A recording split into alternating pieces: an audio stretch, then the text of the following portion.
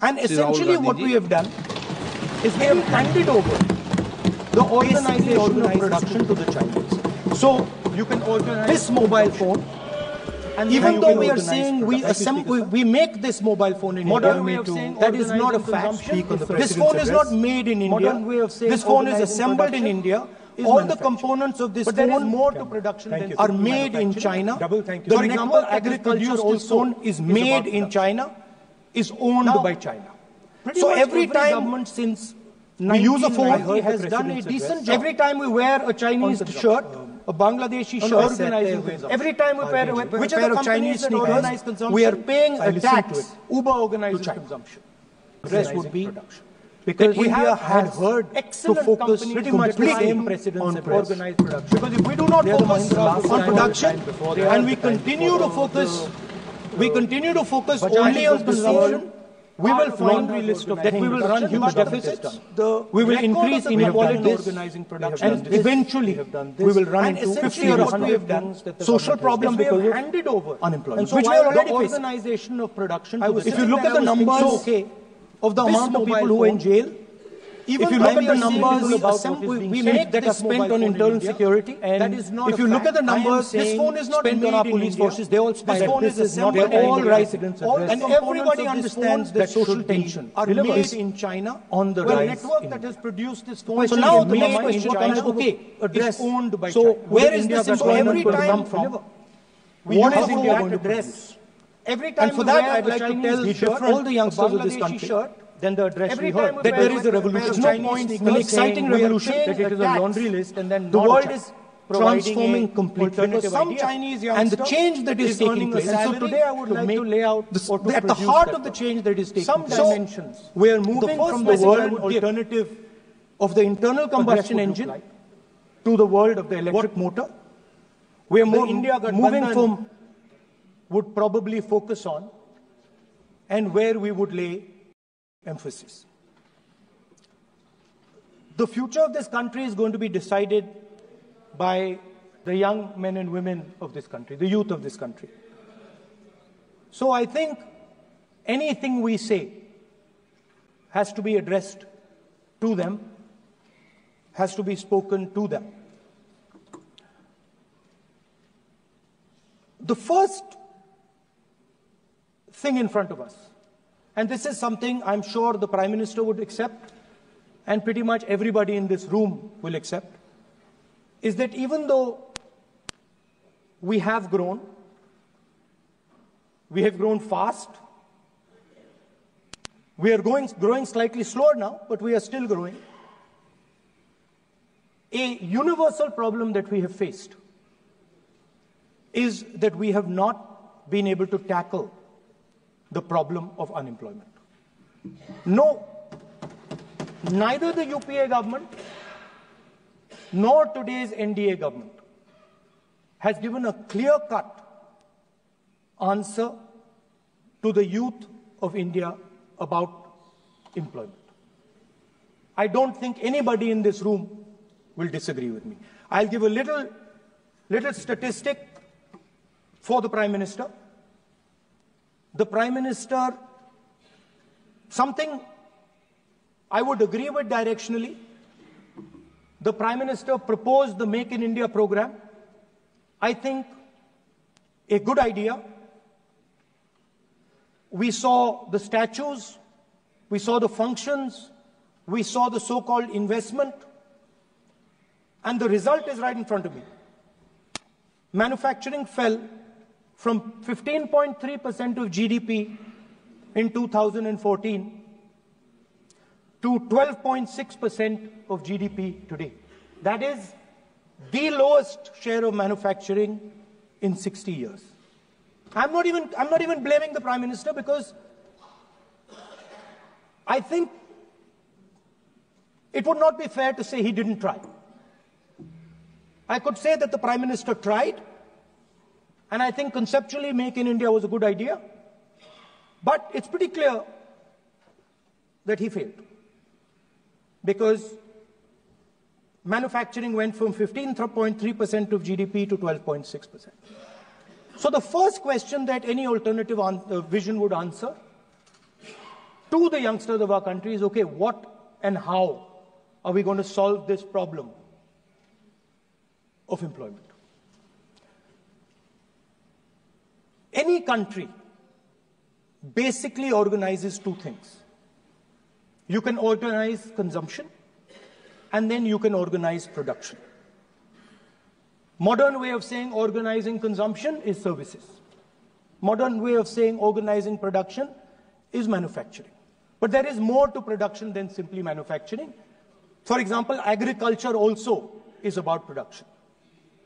Now, pretty much every government since 1990 has done a decent job on consumption, on organizing consumption. Which are the companies that organize consumption? Uber organizes consumption. Reliance organizes consumption. Adani organizes consumption. But we have, as a country, failed in organizing production. We have excellent companies that try to organize production. They are the Mahindras of this world. They are the Bajajs of this world. Part of Tata's organizes production, but the record of the country in organizing production is dismal. And essentially what we have done is we have handed over the organization of production to the Chinese. So this mobile phone, even though we are saying we make this mobile phone in India, that is not a fact. This phone is not made in India. This phone is assembled in India. All the components of this phone are made in China. The network that has produced this phone is made in China, is owned by China. So every time we use a phone, every time we wear a Chinese shirt, a Bangladeshi shirt, every time we wear a pair of Chinese sneakers, we are paying a tax to China. Because some Chinese youngster is earning a salary to make or to produce that product. So the first message I would give in a presidential address would be that India has to focus completely on production. Because if we do not focus on production and we continue to focus only on consumption, we will find that we will run huge deficits, we will increase inequality, and eventually we will run into a serious problem. Social problem because of unemployment, which we are already facing. If you look at the numbers of the amount of people who are in jail, if you look at the numbers that are spent on internal security, if you look at the numbers spent on our police forces, they're all spiraling. They're all rising. And everybody understands that social tension is on the rise in India. So now the next question comes, okay, so where is this employment going to come from? What is India going to produce? And for that, I'd like to tell all the youngsters of this country that there is a revolution taking place, an exciting revolution. The world is transforming completely. And the change that is taking place, at the heart of the change that is taking place, we are moving from the world of the internal combustion engine to the world of the electric motor. We are moving from petrol to batteries. We are moving wind, solar, potentially nuclear energy. So our entire way of moving is changing. And this is going to change every single thing. It is going to change warfare. It is going to change medical treatment. It is going to change education. It is going to change how we eat. It is going to change every single thing. Now, the last time there was a revolution, called the computer revolution, the government of India had a clear focus. We looked at that revolution. It was a Congress government. We looked at the revolution and we decided clearly that we are going to focus on the development of software. And we rode the wave of that revolution. And today you can see the result. I remember people laughing. I remember people laughing when the computer was being talked about. You mentioned Mr. Vajpayee. I respect Mr. Vajpayee. But Mr. Vajpayee gave a speech saying that computers are of no consequence to India. So, what is important when there is a revolution? What is important is that you understand what are the drivers of that revolution and where exactly do you need to focus, where exactly do you need to sit in that revolution. I said that this revolution is going to change everything. And I want the youngsters in this country to think about it. There is a war going on in Ukraine. The war in Ukraine is actually a war between the internal combustion engine and the motor, the electric motor. The electric motor is inside the drone, the engine is inside the tank. And if you look at what is going on in Ukraine, the tanks are dying by the thousands. And small little drones with electric motors, small batteries, not much bigger than that, are destroying the entire tank artillery infrastructure of both Ukraine and Russia. So the drone is the electric motor. The drone is the battery. The drone also needs to see. So the drone is a camera. In the same way, electric cars, the electric car is a motor. The electric car is batteries. The electric car is cameras. Robots are exactly the same thing. Robots are electric motors, multiple electric motors with cameras, with batteries. And this is what the revolution is going to look like. So there are basically 4 technologies that are driving this entire change in mobility. Electric motors, batteries, optics, and then on top of that, you can apply AI. Now I want to tell the youngsters of this country, people talk about AI. But it's important to understand that AI on its own is absolutely meaningless. Because AI operates on top of data. Without data, AI means nothing. And if we look at data today, there is one thing which is very clear. Every single piece of data that comes out of the production system in the world, the data that was used to make this phone, the data that is used to make electric cars, the data that is used to make basically all electronics on the planet today is owned by China. And the consumption data is owned by the United States. In China, the consumption data is owned by China, but in India, companies like Google, companies like Facebook, companies like Instagram, X, they own our consumption data. So if India wants to talk about AI, it has to first answer the question, what data is going to power that AI? And the answer today is India does not have that data. Neither does India have production data, neither does India have consumption data. We have handed our consumption data to the big American companies, and the production data we don't have anyway. So what would that vision look like? The first thing, we would start getting youngsters excited about this revolution. We would start to introduce the idea of a completely new way of moving, a complete revolution in how things move. We would start teaching our children in schools about batteries, about electric motors, about how these things combine, about how drones, robots, electric cars are structured, how they will work together. And most important, we have to start building a production network so that we can get access to production data. Now, what would we focus on? We would not give you a laundry list. China has at least a 10-year lead on India in this space.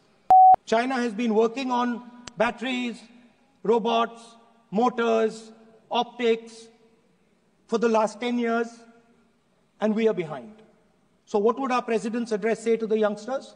We will choose critical areas in each one of these technologies, and we will start to build capabilities in those areas. The second thing we would do, we would ensure that our banking system is not captured by 2 or 3 companies that basically do not allow you to build a production system.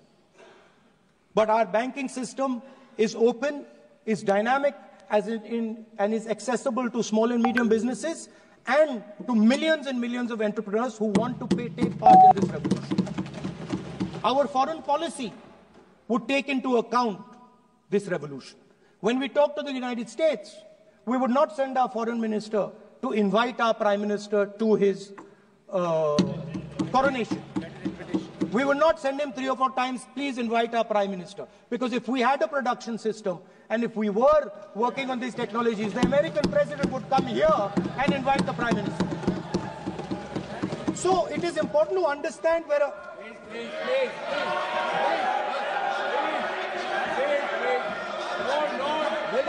Foreign policy.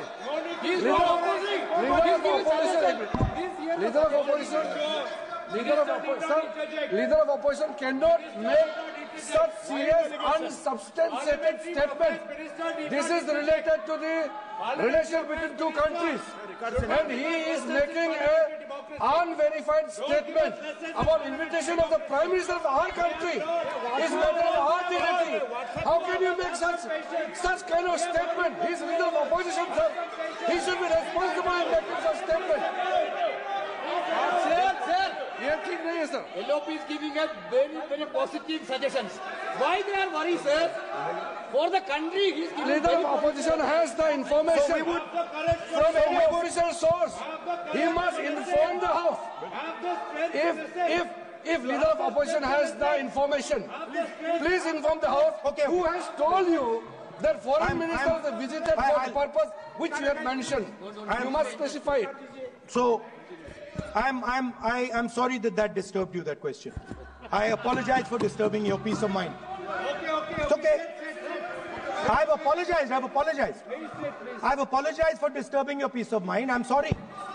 Apologize for lying to the House. ऐसा नहीं होता है. तो serious होना चाहिए leader of opposition को. कम से कम देश के मामले में तो एक हो. देश के मामले में तो एक वॉइस से बोलना चाहिए. ये गलत बात है. ये ठीक नहीं है. लीडर ऑफ अपोजिशन को इस तरह का बयानबाजी नहीं करना चाहिए. ये गंभीर विषय पर चर्चा चल रही है. So we would start by telling our young men and women that they have to be at the forefront of this revolution. We cannot afford that the Chinese are at the forefront of this revolution. Number one. Number two, we will ensure that the absolute best experts on these technologies would talk to our students, would talk to our youngsters, and guide them on what a future, on what these future technologies are going to do. We would make them partners in this revolution. Now, we talk about defense. And today, we have the Chinese.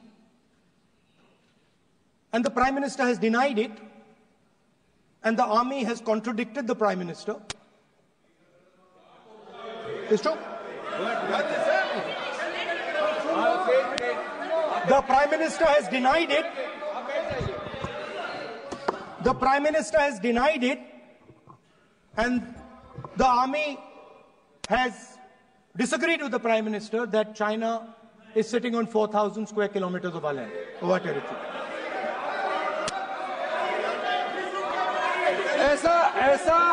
ऐसा इस सदन में अब मन चाहे बात नहीं बोल सकते हैं.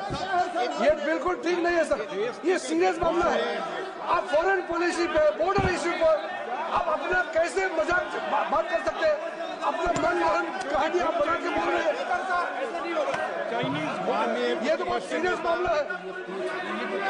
विदेशी प्रतिपक्ष के नेता जो आप विषय बोल रहे हैं, उसके तथ्यों को सदन के पटल पे रखना. आप अनुरोध है लीडर ऑफ अपोजिशन बोलिए, हम लोग शांति से सुनेंगे, ये आपका अधिकार है बोलने का, मगर आप मन चाहे ऐसा सीरियस इशू पे कैसे बोल सकते हैं?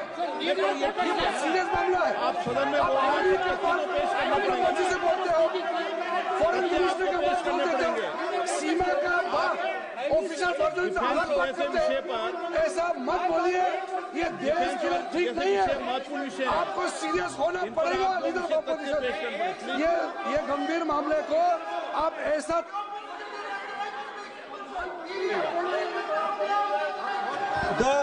The Prime Minister has denied that Chinese forces are inside our territory, but for some reason our army keeps talking to the Chinese about their entry into our territory, and our Chief of Army Staff has said that the Chinese are inside our territory. This is a fact. This is not invention, this is a fact. Now, but the reason China is inside our territory is important. Because people think that wars are fought between armies and their weapons. But the fact of the matter is that wars are fought by industrial systems. The fact of the matter is that China has an industrial system that is far stronger, far bigger than our industrial system. And that is why they have the guts to come inside this country. The reason China is sitting inside this country is because Make in India has failed. The reason China is sitting inside this country is because India is refusing to produce. And I am worried that India is going to give up this revolution to the Chinese once again. The reason I made this reference is because everything is connected. If and when we fight a war with China, we will be fighting with Chinese electric motors, Chinese batteries, Chinese optics, and we will be buying Chinese motors, Chinese optics, Chinese batteries. It is a non-sustainable proposition. That is why for our security, for the future of our children, for the future of our country, we have to build a production system, and we cannot allow this revolution to go by. Now, the next step, we have a strategic partner called the United States. The partnership should focus on how India and the United States can work together to take advantage of this revolution. That is what the conversation should be on. Please understand that India is as important as the United States for the simple reason that they cannot build an industrial system without us. They cannot build a production system without us. No matter what they say, the Americans simply cannot do what India can do because their cost structure is much, much, much more expensive than ours. We can build things that the Americans would never imagine. India can do that. So that would be the first part of a president's address. We would talk to the youngsters in India and say to them, we want you to be partners in this revolution. We want to change the Indian banking system so you can have access to it. And we believe in you, we trust in you, and we believe you can take on the Chinese. That's the first part. The second part would be about participation. We have done a caste census in Telangana, and what we have found is shocking. Almost 90% of Telangana is either Dalit, Adivasi, backward, or minority. Almost 90%.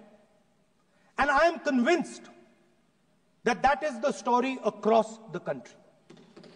I am absolutely convinced that the OBC population of this country is not one less than 50%, possibly 55%. 16% are Dalits. 9% are Adivasis. 15% are minorities. Last budget, there was a photograph. You remember the photograph? Of course. वो मक्खन बांटने वाली, हलवा बांटने वाली photo. मैं हैरान हो गया कि इस बार फोटो ही हटा दी. हलवा खिलाया मगर दिखाया नहीं किसको खिला रहे.